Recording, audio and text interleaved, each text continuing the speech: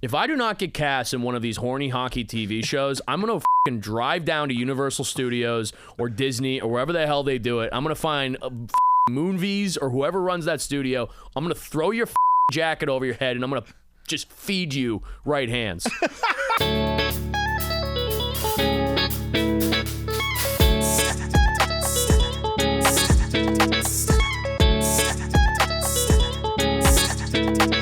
We like to do an official intro here. Are you okay? Of course. With that? Okay. Today's guest was in the inaugural class of the prestigious Netflix Introducing mini tape specials. His secret Don't Tell comedy taping is one of their most viral specials with over 1 million views, and he's also the host of the beloved podcast Big Al's Grill ASMR. Make sure to check that out. We are feeling juiced up to introduce to you a guy who kept doing a Bane from Batman impersonation on a megaphone during a Hillary Clinton stump speech. A generous man, as evidenced by him helping his sister run a pop-up thrift store and raising $1,200 and participating in events such as the 2014 Guy to Forge golf tournament, and a guy who may have gotten a roughing penalty that led to a 5-on-3 in the game-winning goal against Cathedral, but I'd rather have a guy I need to reel in rather than rev up. Ladies and gentlemen, give it up for number 24 in your BC High and St. Anselm programs, but number 1 in our heart, Alec Flynn. Yeah, dude. Let's go 2-4. Come on. Dude. Flinny. That fucking... I don't know what you're talking about with that raising money, $12,000. What are you talking about? Dude, during COVID, your sister did a pop-up thrift store. Oh, yeah, and raised she did. $1,200. Wait, that was right. How do you know that? I keep my ear to the ground. Dude, I completely forgot about that. Damn, sorry, Petra. My bad. I guess your life moments aren't really that important to me. I keep thinking about the thing we did in COVID. We raised $15,000 in COVID doing this thing called the Roast Beef Challenge. Incredible. What is it? We were in Southie. It was me and all my buddies. This was like early, way too early COVID to be doing stuff like this. But you not following COVID protocols based on the way you look? What? You know, we were doing our thing. But we were in Southie. We had the thing where we ate a hot roast beef sandwich as fast as we could, and then rollerbladed around Southie, and then came back, and the first one to finish their Four Loko won. The Four Loko at the end of it. Yeah, a Four Loko. How many blocks or what's the distance of rollerblading around Southie? We probably did about like 5 blocks, one big loop. So this was all on Instagram Live, mind you. So everybody is like sending in Venmos as we're going, like Venmoing, because it's all for the nurses at Boston Children's. Okay, so it's for a good cause. It was for the good. Everyone. We raised $15,000. 15K is crazy. 15K, because everybody was watching, being like, "What the fuck are they doing?" And everybody's like, we're on rollerblades. Like my other buddy's on rollerblades following us, and we're like swerving in and out of cars, like should not be in there. And then we get back and we just start pounding Four Lokos, being like, "Guys, remember to stay safe out there."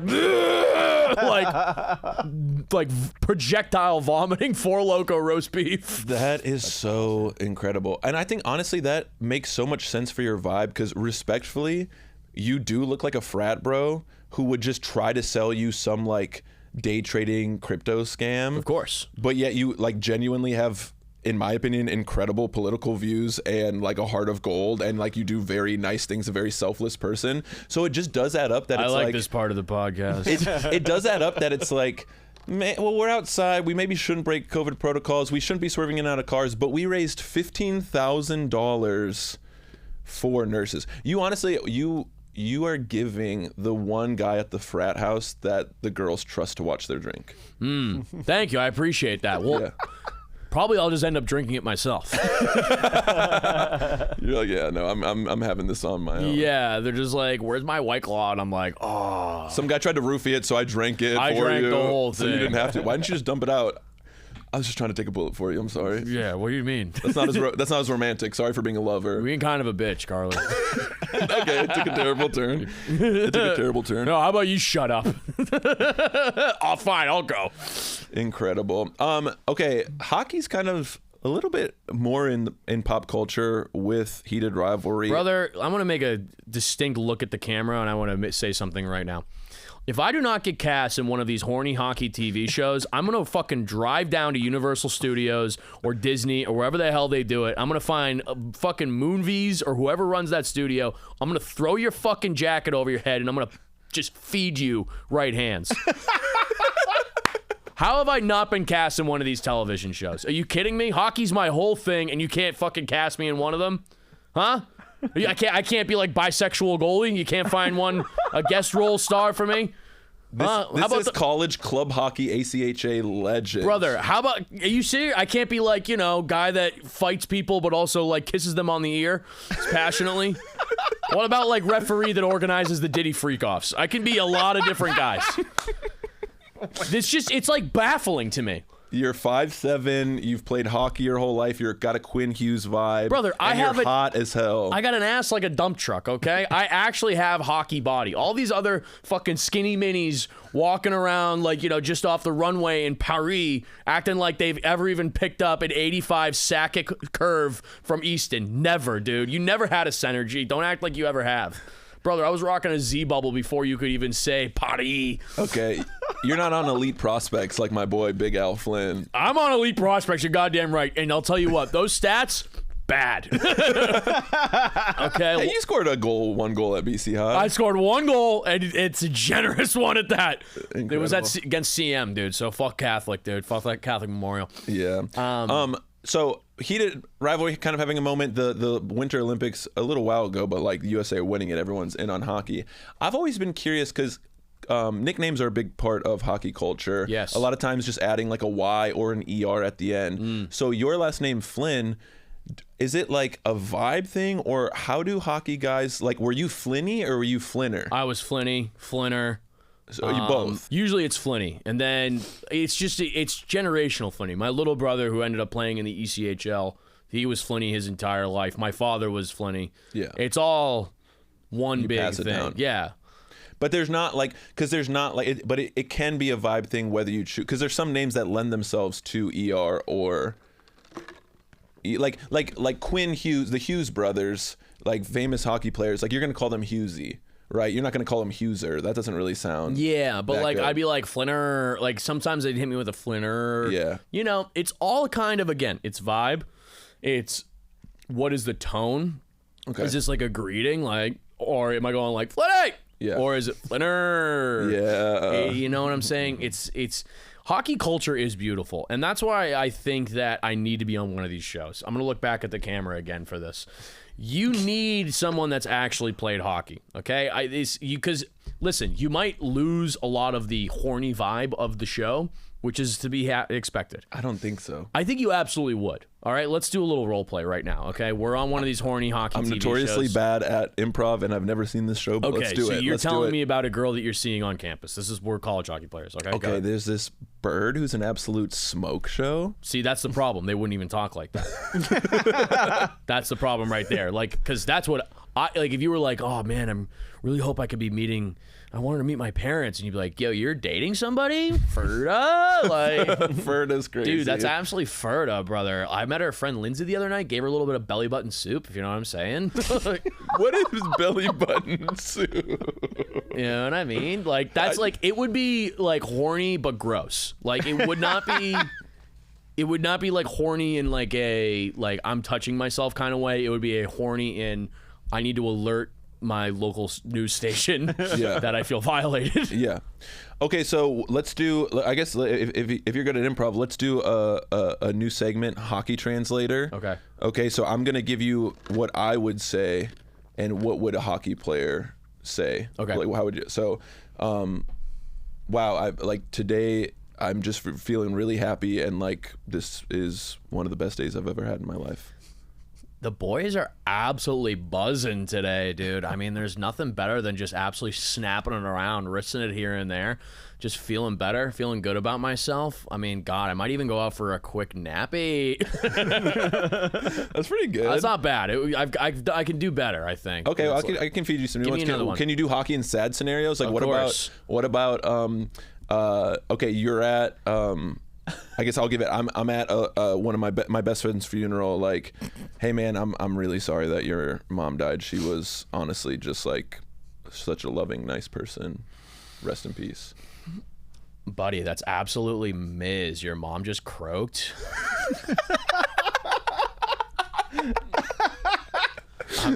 Dude, I mean, Nance was absolutely dialed in with the orange slices after Pracky. Love her to death, dude. You know what I'm talking about. By the way, I checked her pockets. No Zin in there. Can I bum one? checking the corpse's pocket for the Zin. corpse pockets. That rules. That rules so hard. That's cool. Yeah, I was always bummed that I didn't have, because I'm from Minnesota and I played basketball in high school and college, but like hockey was king there, where like no one cared about the basketball team. Like it was. That's interesting. We would finish basketball practice and then go to the pond to play pond hockey, and our coach is like, don't get injured before the big playoff game, and we're just like, dude, sorry bro, we're going to the pond to play. And I was terrible at it, but it was just like I would literally throw on a jersey like this and go play pond hockey. But Salem, it doesn't really lend itself to a hockey nickname. Yeah. What's up, Sailor Moon? Like that's what they probably call you. Sailor. Usually, like, yeah, if they couldn't, yeah, it'd be Sailor. Hey, what's up, Sailor? Dude, tie a rope, fucking dock up. That's pretty. Tie a rope and dock up is incredible. So like, all right, yeah, so I do got it. It's like, yeah, you always got it. It's just all about vibe, you know. You just if you're one of the boys, you're one of the boys. Okay, and if the boys are buzzing, look out. All right, I'm talking to you, head of fucking Disney. Hey, Ted Sarandos, I'm gonna fucking finish your house. All right, never mind. No, that's staying in. That is staying in. If you don't cast Alec Flynn. There's nothing funnier than like when the Netflix festival's over and like everybody takes that picture with Ted Sarandos being like, look, we're all the best comedians. Then you see Matt Friend and you're like, nothing matters. I can't believe you just said this on mic, because this has been said to me by... Oh my gosh. Dude, Matt Friend, Gen Z Uncle Tom. Oh my God, this is awesome. But like, here's the thing, all right? And this will be, I don't give a fuck. You gotta understand, one thing about your boy, one thing about Flinny, I'm just gonna let it fly. Flinner! Yeah, see? Just like that. Flinner. The thing about Matt Friend is like, of course he's at the Bill Maher, like fucking Mark Twain award thing. Real quick, to the listeners, if you don't know who Matt Friend is, you probably do. He's a Gen Z kid who has amassed millions of followers by jump scaring celebrities with their own with his impressions. He sees celebrities on the street in NYC, and then like he'll go up to Will Arnett and do a Will Arnett impression to Will Arnett, or like he'll do it to Will Arnett is coming out of a custody hearing, and Matt Friend will come up right next to him and go, "Hey, I'm BoJack Horseman." And Will Arnett just has to be like, "Aha, yeah, great man, thank you, appreciate it." What'd you think of my impression, Will? That's literally what that's what he does. Alec, I love you so much, man. I'm really happy you're here. No, but it's true, bro. It's like I just the guy, it fucking peeves me off, dude.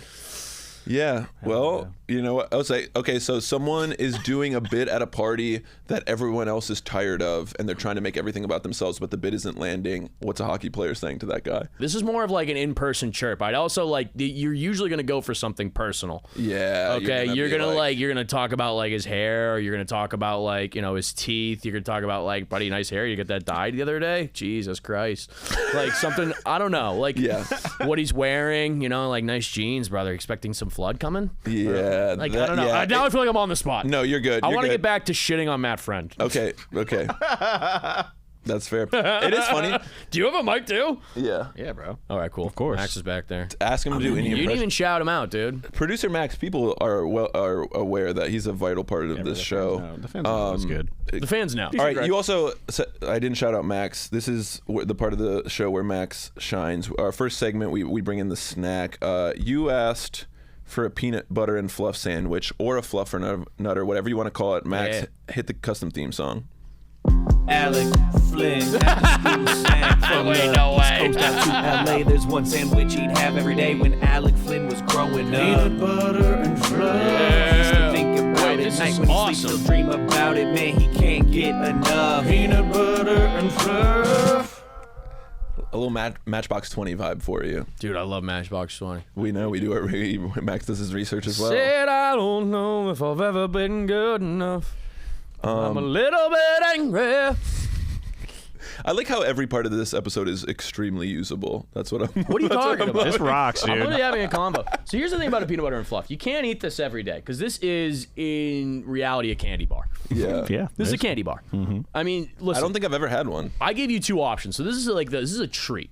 We did not have fluff in the house. Okay, the stuff I was eating as a kid, it was Newman's. Like Paul Newman, I don't know if you're familiar with his brand of organic foods. I was strictly eating Paul Newman's stuff all the time. All right, Newman's own Oreos. You ever have a Numino? No, I have not had a Numino. I think I might be one of the 3 people that have. Is this like Annie's before Annie's? You know what I'm talking about? That brand of like, it's like that health brand of like mac and cheese.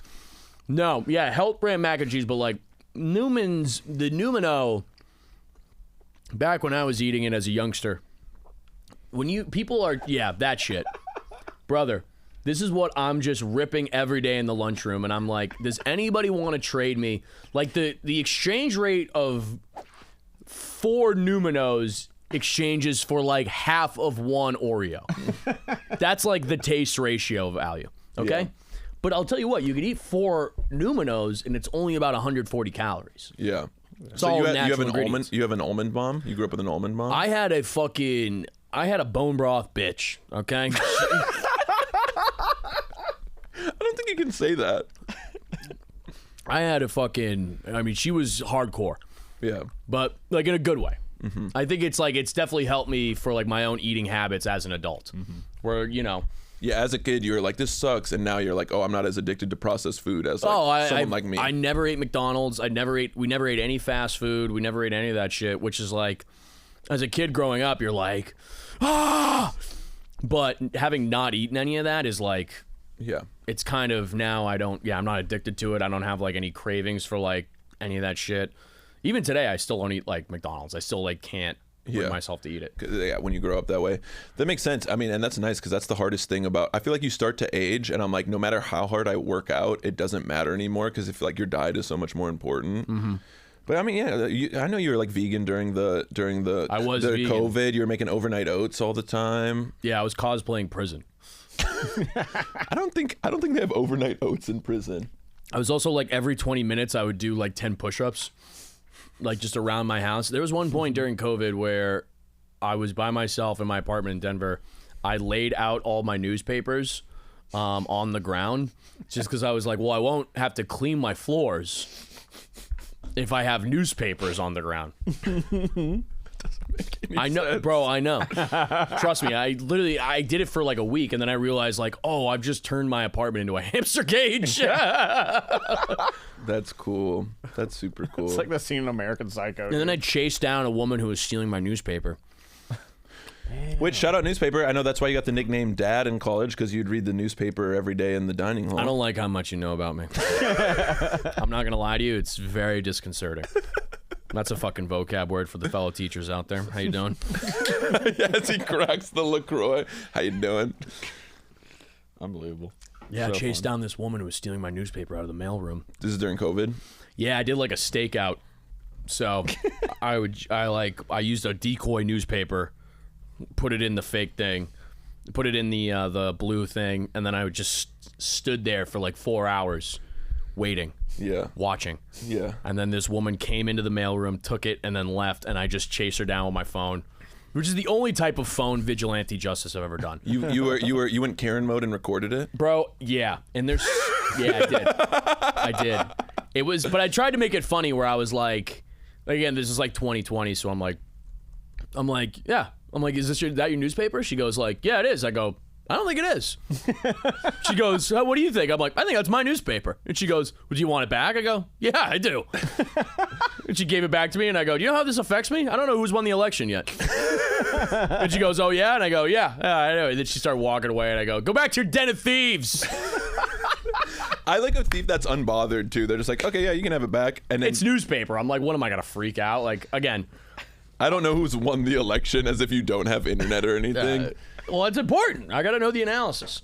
But the other day I kicked the delivery robot, and then a woman was in her car, drove over to the side, and started then doing like phone Karen Justice. And I go, what the fuck are you going to do with this? Yeah. What are you going to do with this video? You're going to send it to like the fucking DoorDash Human Rights Council? Like, who gives a fuck? Yeah. Like, it's crazy, bro. People, and like, there's a part of me that like, I love watching those like phone-on-phone interactions. Yeah. I've been thinking about doing a bit on stage where I have someone take out their phone and record me and I record them. Oh, phone on phone, like someone's like, I'm going to cancel you with this video. And they're like, well, I'm going to record you. And then they're going back and forth. Like, Yeah, that makes me laugh a lot. Like, I Yeah. want to do that on stage. I haven't figured out how to yet. I might end up doing it this weekend in Eugene because I'm like, yeah, listen, Shout out Olsen Road. shout out the 5 people that bought tickets. Bro. Do you think that would work as a bit if I'm like, hey, take your phone out? Yeah. And then I'm like, and then I take out Manufacturing- my phone out and I go, why are you filming me? Yeah. And then they go like, what do you mean? You told me to film you. You know you're filming me. You're filming me right now. Yeah. And then we just like scream at each other. Even if it didn't go well in the room, it unfortunately would go so viral on social media. Well, like without And that's what it's context. all about. That's what comedy's all about, is not putting on a good show in the room. It's just putting up good clips. I've decided I'm no longer posting stand-up clips unless they're 5 minutes or longer. That's great. Yeah, it's not going to work out well. Well, yeah, Instagram will not push. It will not push out clips longer than 3 minutes to people who don't follow you. It has to be under 3 minutes for it to like push out. That's fine. TikTok will though. You know what, man? At the end of the day, people are gonna be sharing. They're gonna show this to their friends. It's going in the group chat, and if it's not, then that means I probably suck. Yeah, You know what? Fucking algorithm. fair. Okay, so I want to move into our next segment, Classroom Corner. I share a story, or people submit stories. You actually have. We share history as substitute teachers. You're a substitute teacher. Yeah, substitute then full time. Oh, you were full time. Please put some respect on my career. Oh, someone came with research I wasn't ready for the Don't first you time just in look at program Sam history. like that? I mean, Max like that? Wow, that was crazy. Yeah. Does he look at you like that all the time? Wow, someone came with research we didn't know about. I'm in charge of the research. I'm in charge of the research. Oh, okay. You were okay. Yeah, I was more saying usually people Yeah. are like at the beginning. I knew something about your life you didn't even remember. That's normally how it goes. You're gonna throw this fucking rest of this fluffernutter at Max after this? How dare you let? Yeah, you sticky bitch. So yeah, well, before we get in Classroom Corner, like talk about your teaching experience. What were you teaching other than subbing? Yeah. Like when you're a full-time teacher. I was teaching freshman English, so freshman in high school English. I became a substitute teacher because I got fired. I was doing like social media management for a company in Denver, of which I had no experience doing, and they fired me like after 6 months. So then I started substitute teaching. I was also working at a rock climbing gym at the time. Then they pretty much, I mean, as you know, how they get you is they go, hey, the kids really seem to like you. And then your white savior complex goes, maybe I'm the one who can turn their lives around. Yeah. Maybe it's up to me. You're envisioning them standing on their desks and saying, "Oh, Captain, my Captain." Yes. You're And then, like- they flip their desk over and I just go, hey, it's going to be all right. Incredible. But yeah, and then I became a full-time teacher after Christmas of that year. And then yeah, dude, it was the hardest thing I'd ever done. And it still is to this day the hardest thing I've ever done. And I think about going back to it all the time. Yeah. I think like I've told my girlfriend this, but my plan is essentially to hopefully blow up so hard that I can move to Maine when I'm like 45 or so, teach history, coach hockey, and then during the summer, me and her just go tour and do like small theaters across the country, and that's how I make like good money for the year on top of like the other stuff. And then I run like a weekly show at like the bar in like Bath, Maine. And then I bring up like my friends from like New York and LA that are like want a vacation and they can stay at our house.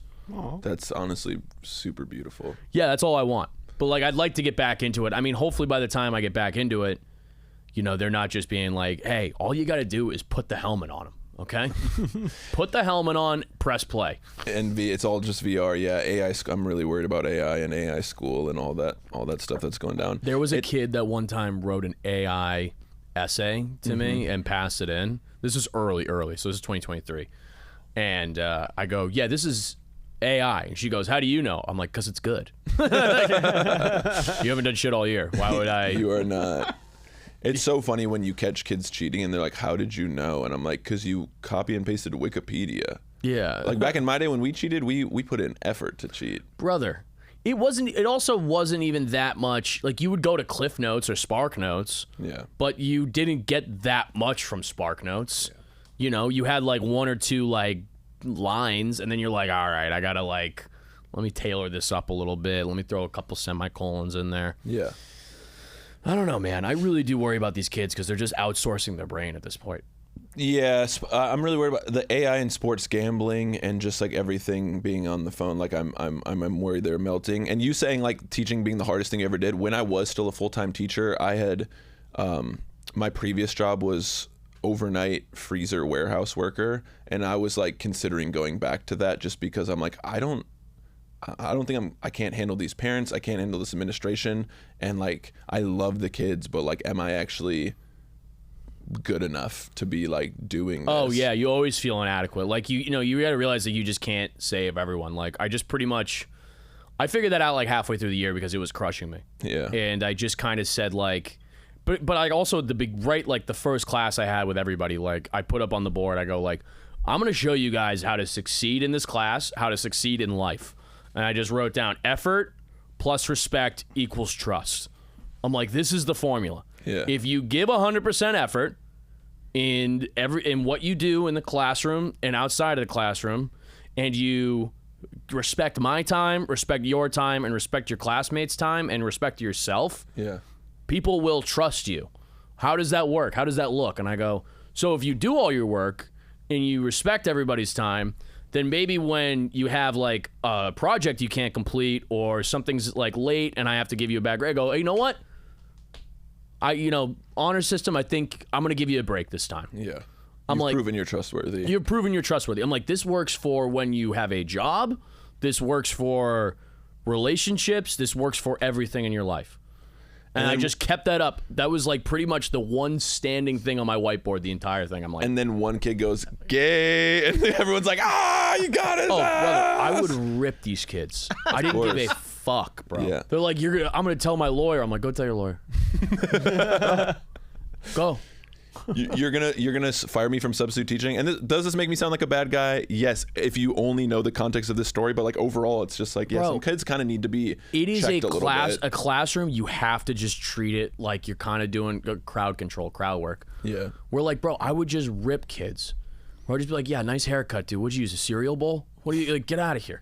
Like, like all these kids are like, they're sometimes like they'd like. One time they'd like film me, like when I was like being like, "Hey, you can't do that." Like and then I'd be like, "Oh, you're filming me? Let me see that." And I'd just be like, "Yo, what up? It's Mr. Flynn here. What's going on? Using your phone in class? Go ahead, post it." And then they ruined it. And I'm like, "Post it. Tag me." Yeah. Tag me. All the comments are like, "Flinner, isn't this dude who rollerbladed in Southie, bro?" Yeah, tag me. But like, yeah, that's what dude, I remember. As I was on TikTok. Like and like doing comedy. This is like it was like a 6-month point where I was like doing comedy, teaching, and working at a rock climbing gym. This was like I didn't, and then like the few times though in the weekends I'd have like free time, I would just be getting mangled. Yeah, it was awesome. Drunk for those who don't speak hockey. Yeah, I was getting legit crinkled. Like it was the Hawaiian party in your freshman dorm, brother, and you were rinsed, and you were driving to the Norwich game. Norwich, whoa, deep cut. Getting drunk on the bus? Why not? Yeah. Sorry, I took you out of it. No, it's okay. Okay, so Classroom Corner. This is a submitted story from the comment section. I subbed a few days for a teacher who was dealing with terminal cancer. I came back a week later to sub for the same class, and no one in admin felt it prudent to tell me he died since I was last in. And he died in the classroom and the chair I was actively sitting in, no less. This was within my first 3 weeks of subbing. They have a lot going on at that school.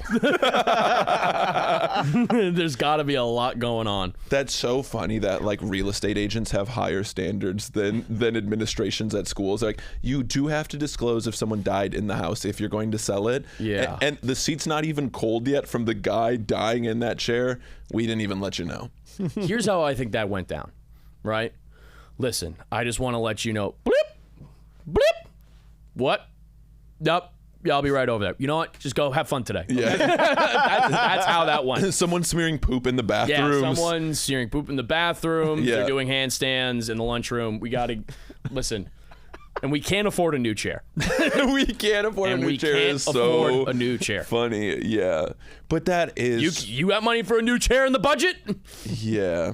But come on, dying in... Not only should you let the teacher know so you know what you're dealing with the kids, like emotionally maybe what's going on, it's also the fact that not just he passed away since you last subbed, in the chair, that's brutal.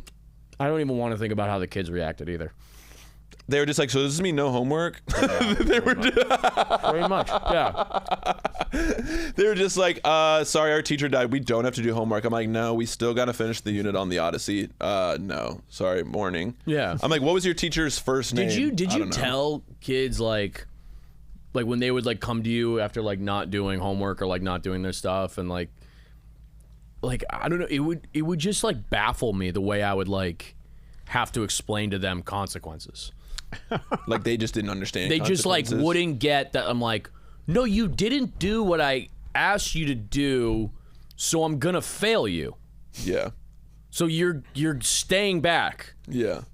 a year because you decided to not do anything. Yeah. And they're like, no, but I did. I go,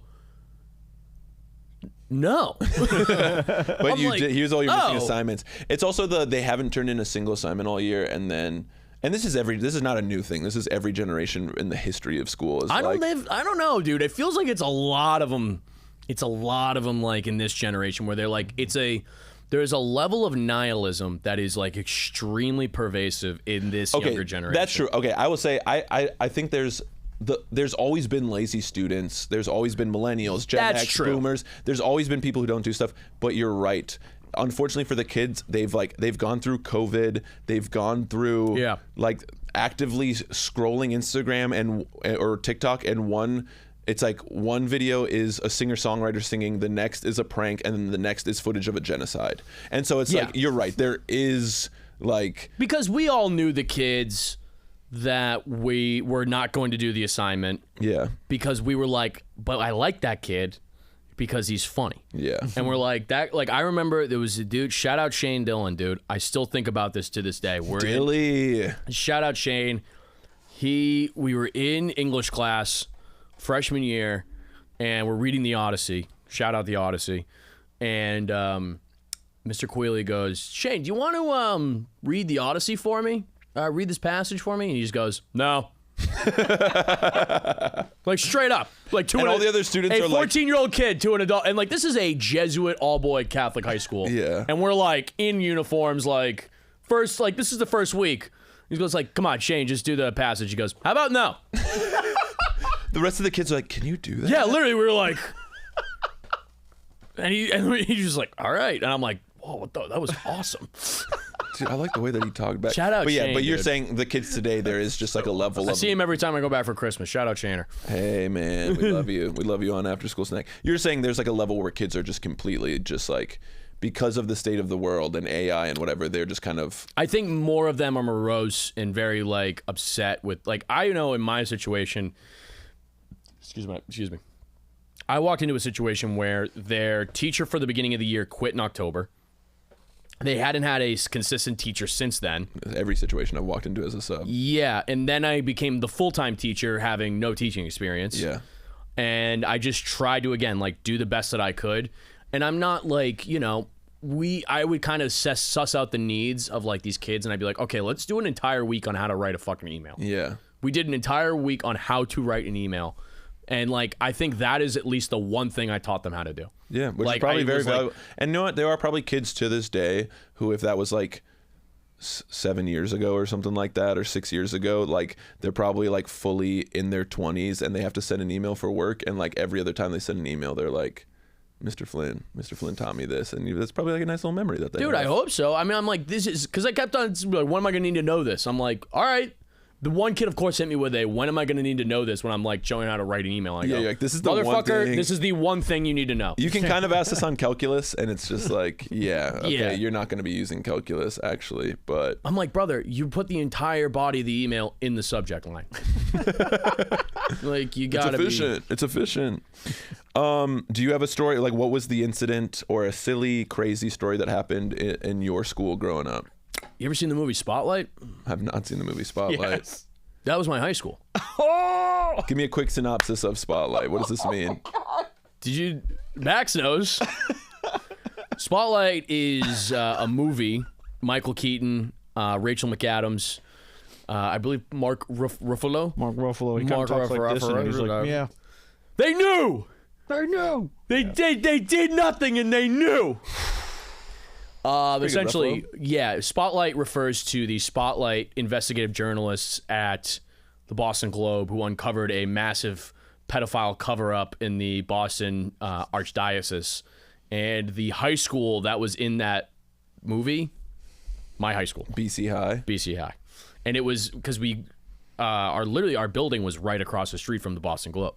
Damn. That was like where our school was. So there's a scene like they shot scenes like right in our school thing. You'd watch like Michael Keaton and Mark Ruffalo like cross the street, and you're like in the movie you see like them just going like it was right across the street and we couldn't even tell what was going on.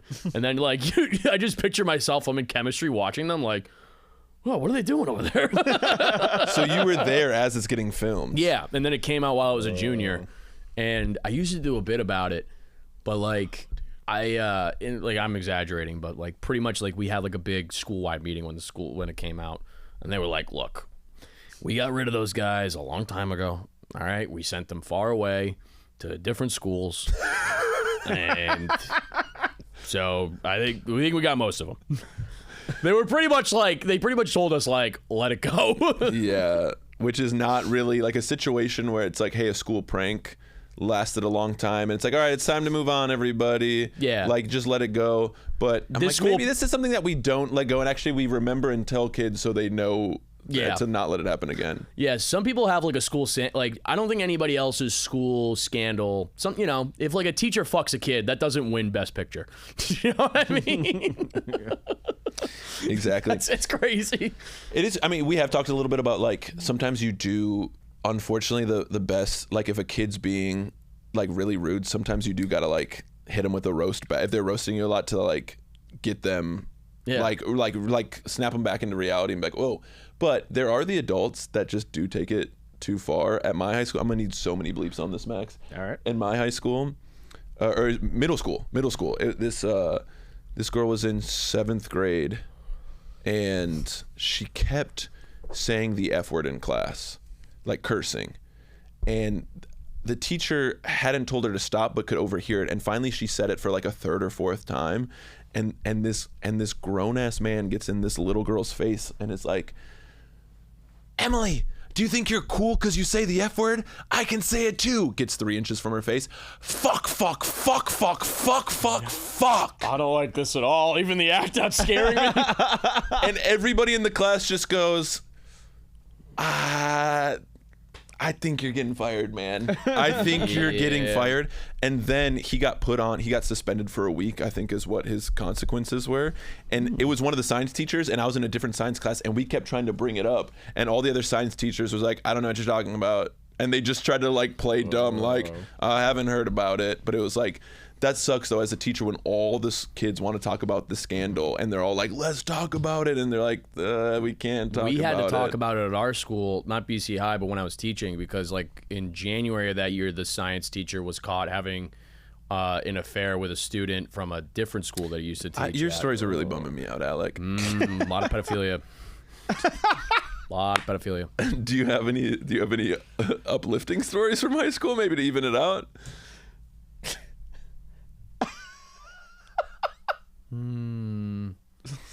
Okay. I don't know. It's a very long silence. My high school experience was great. I really enjoyed it. Yeah. Because me and my buddy Mark are writing a script about all-boy Jesuit high schools, so I really enjoy my time at an all-boy Jesuit high school. Shout out. I'm glad you still enjoyed Jesuits, it. man, they're all about education, all about seeing the world, about being the best version of yourself, being a man for others, something you wouldn't know anything about.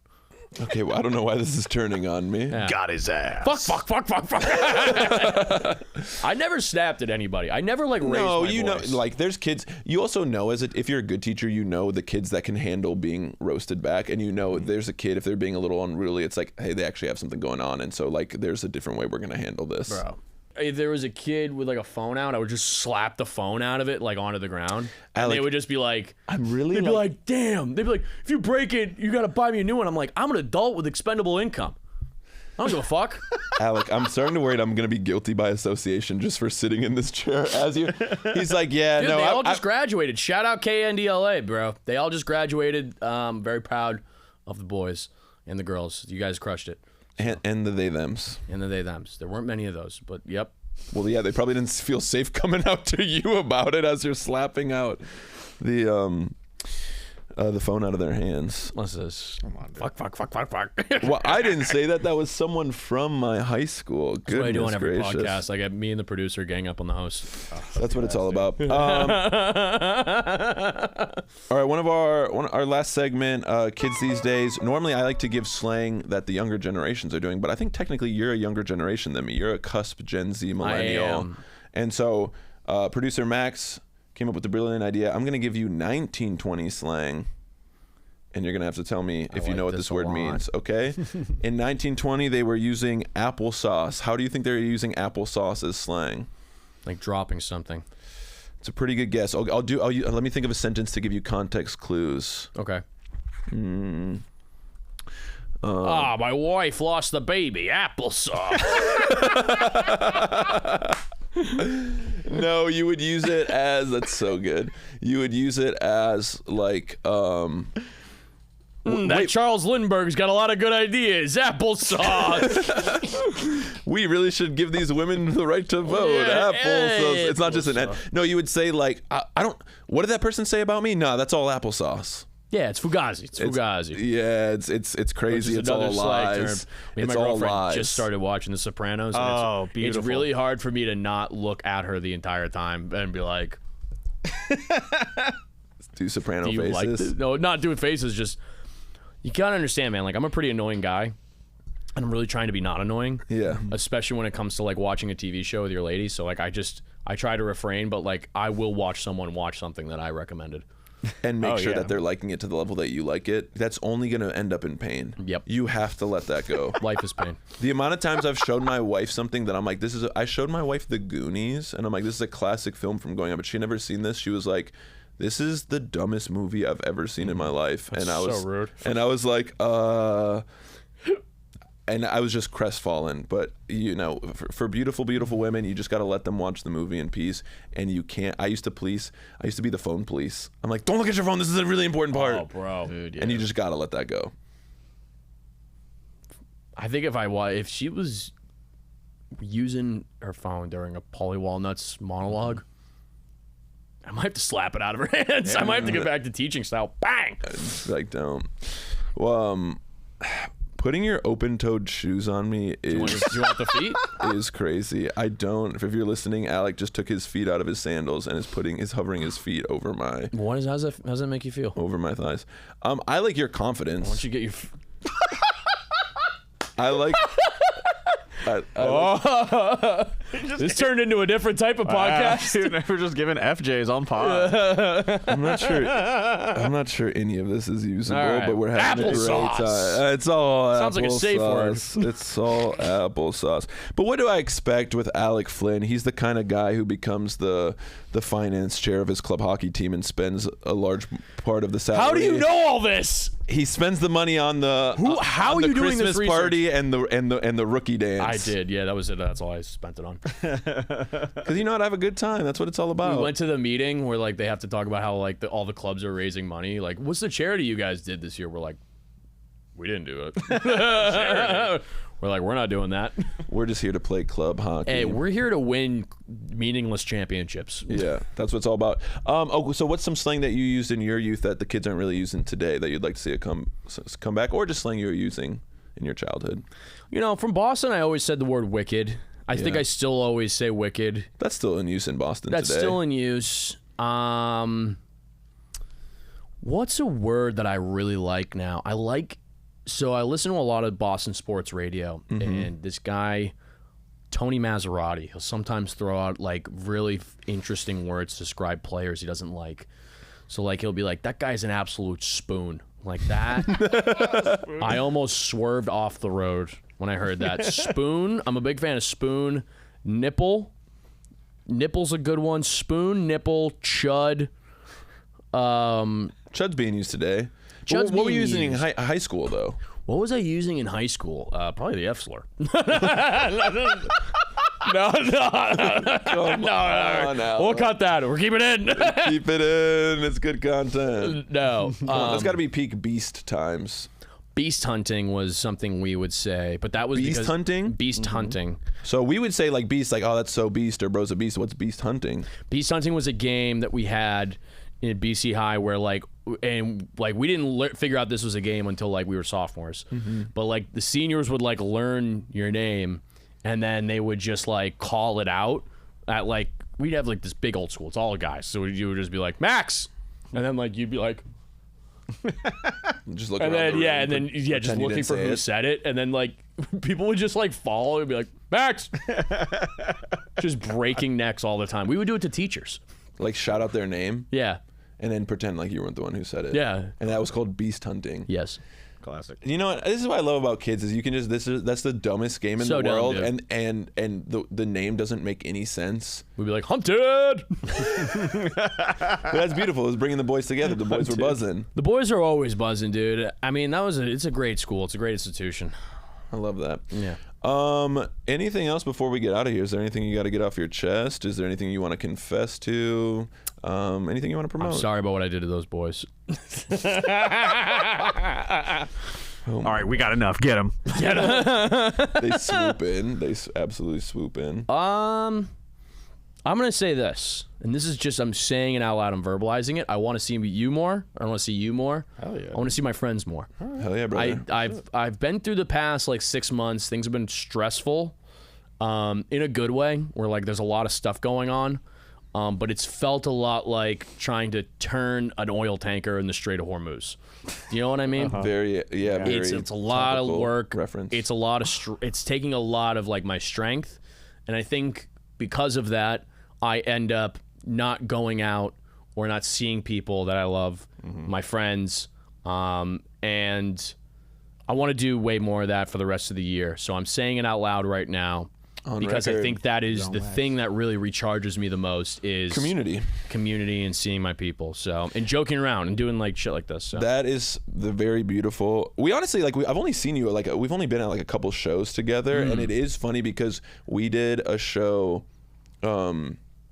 like this little indie pop-up show together, and your favorite bars across the street. Yeah, Manhattan Beach and Hercules. Yeah. Yeah, and this one comic's like, I gotta go, and you go, no. And he goes, what? And he's like, and Alec goes, you're coming to the bar with us. And I've never seen something like you positively, it was like toxic positivity where you bullied him into going. And he's like, I have to go meet up with some people. And you're like, you're coming. And we go to the bar and you go to like buy around. And this guy's standing there uncomfortably as if you are an authority figure in his life. And he has to be there. And I'm like, hey bro, you're allowed to leave. And he stayed and he took like 3 sips of something and then was just like, okay, I'm gonna go now. And I've never seen someone so panicked where you're like, the boys are going out, we're gonna hang out and we're gonna have a good time. It's important, man. I think all the best teams and like, you know, comedy is, there's a lot of guys that like we wish weren't on our team, but they're on our team. Yeah. But I think it's just an important thing to do, man. I think it's an important thing To hang out. Like, I mean, dude, just go for one. Yeah. Go for one. Stay for 2. Home by 3. Hey. Shout out to the Home by 3 podcast. All right. Alec Flynn in the studio. Go see him on tour. Listen to the Big Al's ASMR podcast. Please come out and see me on tour, guys. The best way to come out and find me is to go on my Instagram. It's Big Al Flynn. I'm going to be in Irvine coming up, San Diego. We just got St. Louis, Indianapolis, Fargo, North Dakota, Salt Lake City.